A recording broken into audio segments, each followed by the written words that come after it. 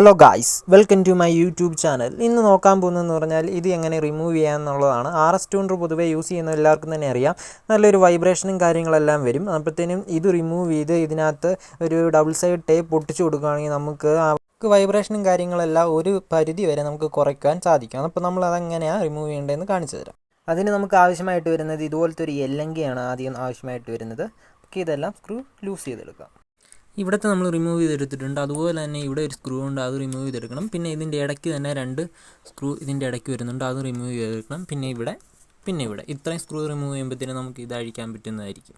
നമ്മൾ അഴിക്കാനാണെങ്കിൽ ആദ്യം തന്നെ ഇവിടെ നിന്ന് 2 ക്ലിപ്പ് പോലത്തെ വരുന്നുണ്ട്, അത് ഒടിക്കാതെ വലിക്കുക. ഇങ്ങനെ വലിച്ച് പതുക്കെ പുറകോട്ട് വലിച്ചെടുക്കുക, പതുക്കെ വലിച്ചെടുക്കുക. അപ്പോഴത്തേനും ഇത് റിമൂവ് ആയി വരും. പിന്നെ ചെയ്യേണ്ടതെന്ന് പറഞ്ഞാൽ ഈ സൈഡിൽ നിന്നുള്ള വലിച്ചെടുക്കുക, ഈ സൈഡിൽ നിന്നും അതുപോലെ വലിച്ചെടുക്കുക. പിന്നെ ഈ സൈഡ് എൻ്റെ പൊട്ടിപ്പോയതാണ്, പണ്ട് തന്നെ പൊട്ടിപ്പോയതാണ്. അതുകൊണ്ട് ഞാൻ ഇതൊന്നും കൊടുത്തിട്ടുമില്ല, മറ്റേ ഡബിൾ സൈഡ് ടേപ്പ് ഒന്നും ഒട്ടിക്കുന്നില്ല. അതുകൊണ്ട് ഒരു പുതിയ ഒരെണ്ണം മേടിച്ചിട്ട് ഒട്ടിക്കുന്നുള്ളൂ. അപ്പോൾ ഇങ്ങനെ വലിച്ച് കഴിയുമ്പോഴത്തേനും ക്ലിപ്പേന്നെല്ലാം പോയി കഴിയുമ്പോൾ നമുക്കിത് നൈസായിട്ട് ഊരിയെടുക്കാൻ പറ്റുന്നതായി. അപ്പോൾ നമ്മൾ ഊരിയെടുത്തിട്ടുണ്ട്. വണ്ടി ഊരിയെടുത്ത് കഴിഞ്ഞാൽ ഇങ്ങനെയാണ് ലുക്ക് വരുന്നത്. പിന്നെ ഇതിൻ്റെ ഫ്രണ്ടിലത്തെ ഷീൽഡ് നമുക്ക് റിമൂവ് ചെയ്യണം. ഇവിടുത്തെ സ്ക്രൂ ഞാൻ അഴിച്ചിട്ടുണ്ട്, കാരണം ഇത് പൊട്ടിപ്പോയതാണ്.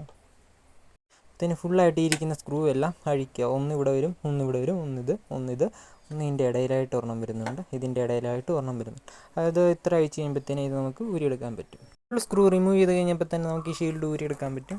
ഇതുണ്ട്, ഫുള്ള് റിമൂവ് ആയി കഴിയുമ്പോഴത്തേനും നമുക്ക് ഫുള്ള് ഇങ്ങനെയായിട്ട് നമുക്ക് ഊരിയെടുക്കാൻ സാധിക്കും. ഇപ്പോൾ RS ട്യൂണറിൻ്റെ ഇത് ഷീൽഡ് ഊരി നമുക്ക് സെറ്റ് ചെയ്യാനായിട്ട് ഇത്രയും കാര്യങ്ങളേ ഉള്ളൂ. പിന്നെ നമ്മൾ RS ട്യൂണർ പണിയാൻ കൊടുക്കുമ്പോഴത്തേനും അത്യാവശ്യം അറിയാവുന്ന വർക്ക്ഷോപ്പിൽ തന്നെ കൊടുക്കുക. കാരണം എന്നാന്ന് ചോദിച്ചിട്ടുണ്ടെങ്കിൽ RS ട്യൂണർ, RC ട്യൂണർ അങ്ങനെയുള്ള വണ്ടികളിൽ കിറ്റ് അഴിക്കാൻ സുഖമാണ്, പക്ഷേ തിരിച്ച് കറക്റ്റായിട്ട് ഇട്ടിട്ടില്ലെങ്കിൽ വൈബ്രേഷനും കാര്യങ്ങളും കൂടി വരും. അതുകൊണ്ട് അതൊന്ന് ശ്രദ്ധിക്കുക എല്ലാവരും. പിന്നെ വീഡിയോ വൈൻഡപ്പ് ചെയ്യുന്ന എല്ലാവർക്കും ഇഷ്ടപ്പെടുന്ന ലൈക്ക് ചെയ്യുക, കമൻറ്റ് ചെയ്യുക, ഷെയർ ചെയ്യുക. പിന്നെ എല്ലാവരും സബ്സ്ക്രൈബ് ചെയ്യണം, കാരണം വ്യൂസ് എല്ലാം കുറവാണ്.